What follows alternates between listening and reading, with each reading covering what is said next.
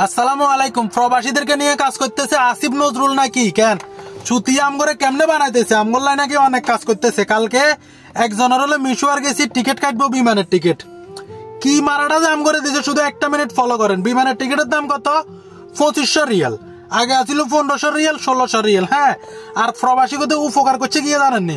উপকার করছে আমরা যখন বাংলাদেশের টাকা পাঠামো আমগরে নাকি 2.5% দিব, মানে কি 2.5% দিব। এখন একটা মানুষ খেয়াল করেন, একটা মানুষ যদি মাসে 30,000 টাকা করে পাঠায় তাহলে বছরে তারে 2.5 পয়েন্ট যদি দে ফোনদনা আর কি, ফোনদনা দিলে 7,200 টাকা আসে পুরা বছরে।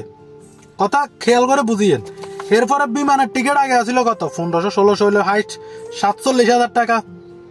47,000 টাকা ঠিক আছে নি? তো 47,000 টাকা হইলে এখন বর্তমানে টিকিট দিচ্ছে 2400 রিয়াল।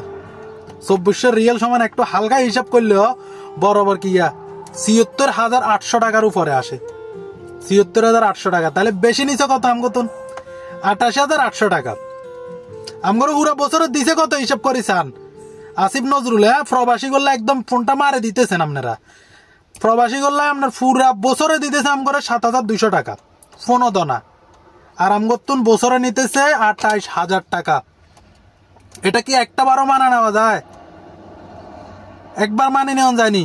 আর বিমানের টিকিটের দাম কেন বাইরব? এখন আমি একজন ক্ষুদ্র প্রবাসী হিসেবে আমার প্রশ্ন, আপনার কাছে আমার প্রশ্ন, বিমানের টিকিটের দাম কেন বাইরব? বাংলাদেশে কি টুরিস্ট আসে যে আমাদের দেশে মানুষ ঘুরতে আসবো এ কারণে মানুষ সকল আসবো আমরা বিমানের টিকিটের দাম বাড়াই দিব? সবাই প্রবাসী। যারা যারা এখন বর্তমানে বিদেশেতে যাইতেছে বিমানে আউট ডাউন করতেছে 90% প্রবাসী। তারা কি করতেছে? দেশে ফোনদনা দিতেছে, দেশটারে মিসাইলের গতিতে আগায় নিয়ে যাইতেছে নি। তো তার করে হুন মারে বললাম আপনারা বসে রয়েছেন। ক্ষমতা আসার আগে আপনারা বলছেন কি? আসিফ নজরুলে কি বলছিল? এটা করে এলাম হেটা করে এলাম, আল্লাহ যদি একবার আমি পাইয়া যাই আমি সিরালাম এটা করে এলাম এটা করে এলাম। প্রবাসী করলে লাঞ্চ খুলেন, এটা খুলেন হেটা খুলেন, 50 টিয়ার কফি খাবায় 50,000 টিয়া লই যান। এগুলা ঠিক না ভাইয়া। প্রবাসীদেরকে একখানা কমায় মারেন।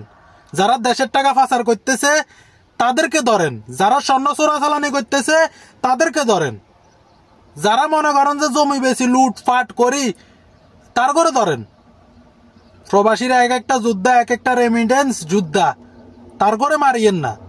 এটা হলো লোভ, টাকার লোভ, যে প্রবাসীর কাছে টাকা আছে একবার মারে দি। এই টাকাটা কামাইতে যে কত কষ্ট করতে হয় একটু চিন্তা করিয়েন। যদি চিন্তা করেন প্রবাসীরা আপনাদেরকে সম্মান করব, সম্মানের উচ্চ জায়গায় আপনার করে রাখবো। এখন যেটা করছেন ওইটা থেকে মানুষ আপনার করে গালে গালাজ করতেছে, আপনি হয়তো বুঝতেছেন না, কারণ আপনি ওইদিকে মাথা কামান না।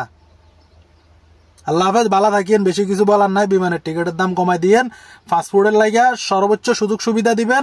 হাজার হাজার অবৈধ লোক ফরি রয়েছে, তার করে দেশে নেওয়ার ব্যবস্থা করবেন। যারা মৃত তাদেরকে দেশে নেওয়ার ব্যবস্থা করবেন। আসলে আমার কথা কেন শুনবেন? আপনাকে তো দরকার লাগবে পকেট, জনগণ লাগতো না। থাক, বলারও দরকার নাই। অবৈধ যারা আছে তারাও হনমারা খের করে দেশে নেওয়ার লাগতো না। যেটা ভালো মনে করেন হেরাই করিয়েন।